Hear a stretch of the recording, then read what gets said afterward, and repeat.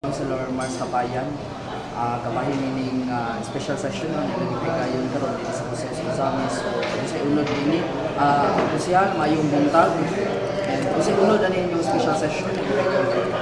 May unta Sir Lynn o sa imong mga kauban sa media din sila pa sa amin kini mga audit nga resource nga mong ipasaka aron papakita o pa-recognize sa role sa pito ka mga pulis sa atong siyudad nga na-dismiss tungkol sa kaso nga nahitabo sa Gisano na tumiyagin pang mga bulan nga doon dakpan nila nga naghimo og paglungkab sa Carabere din nawala ang pipila ka milyon sa maong mall sa Usamis lakip ng usa ka bangko nga gikawatan sa ATM. So I think within 24 hours nadakpan ang mong nakahimo sa salaod o nasa bilangguan o pining pang kaso kanto karon.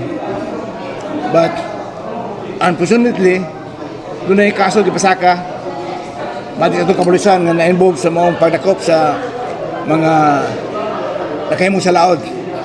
Atong tawag suspects ay di pa sila guilty, no? Suspects doon ay mga aligasyon nga nakahimo og dili maayong binuhata at kapulisan sa human rights uban pa di na ko lang tukiyo ng ilang ang hitabo sa ilang complaint.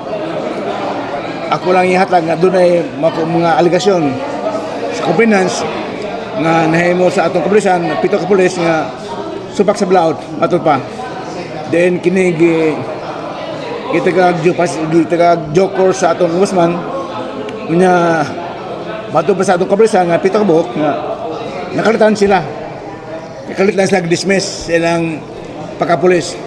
So inakita nga sa atong mga kapulisan nga wa sa tagay husto nga due process wala paminawa ang ilang kagalingon unsa lang side muna nga ang atong nakbayan atong mayor atong vice mayor atong mga konsyal ibati sa atong kapulisan atong gi-recognize ang ilang role sa syudad ano papalambo sa ang Kose Kalinaw kay gikan pa syudanan ang atong number 1 nga priority sa syudad gikan pa ka Mayor Ando karon congressman na hantud kang Mayor MD karon congressman na og hantud karon sa incumbency karon ni Mayor Sam Numan Pintes nga the first priority sa syudad mao gid ang Kalinaw hapsay Kalinaw syudad peace and order mo to atong priority kay ato mang nakita nga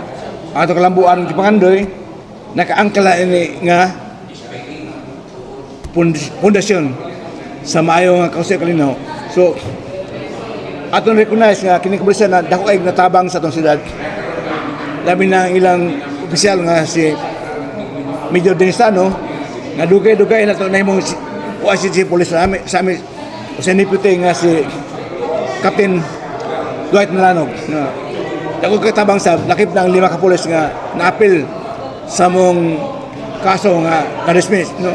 So atong kapakita nga kanyang mga pulisa tarong ang trabaho gihimo for the past 8 years or 7 years, no? Ikaw sa among first term 2019 may ang trabaho nga nakatayod o kalipay sa katawon sa misyon tungod sa ilang pagtabang nga atong ma-improve atong peace order kay mo nabi sa kangit nato kangit sa natad nga dili may atong Kose Kalinaw. So atong ibando ma-improve na gani ang mga negosyo na enhance dagan ang gusto nating invest sa amis nadoble ng number sa businessmen sa Amis City timailan nga doon naging may Kose Kalinaw kay walay negosyante nga maani kung nakita lang nga samok ang maong takbayan.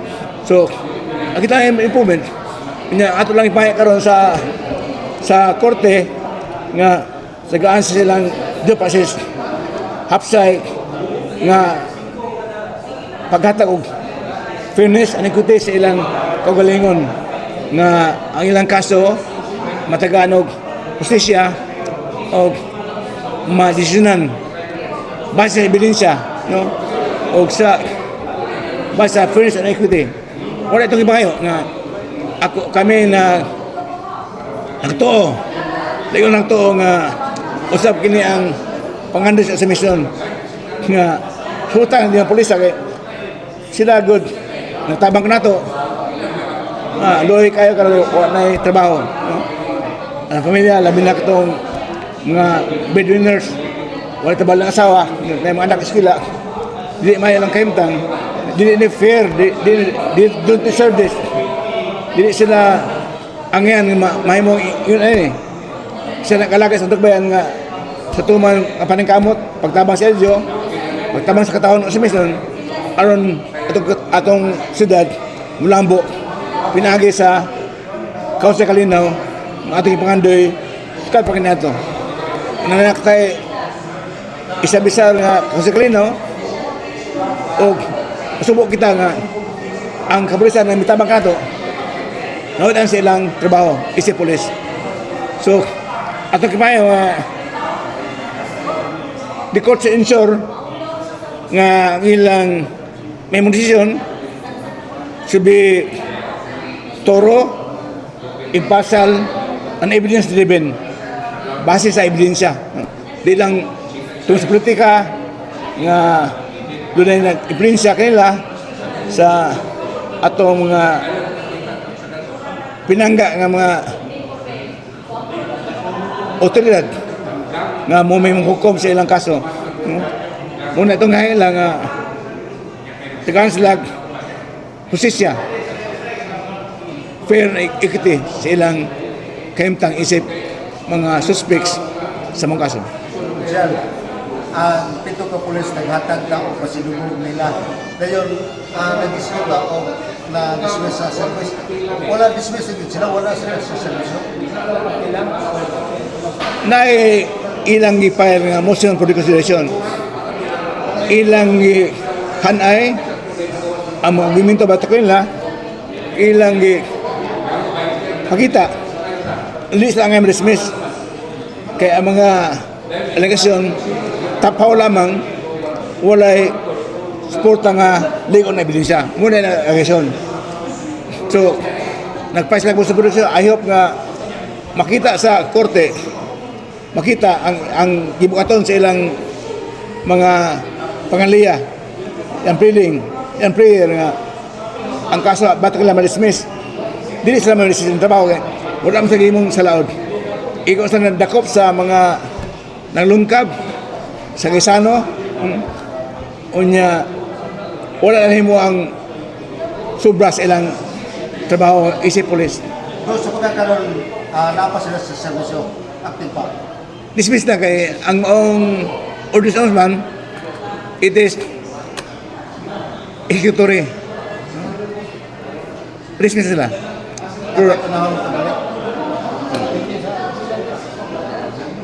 abot tagal sa hukom sa Osman sa nang ipile ng motion for resolution nga hangin sila nga tigag balor ang ilang ebidensya nga isangat. So tabangan talaga ampo na matabangan nga ka-recover ang atong mga Osman sa ilang paghimog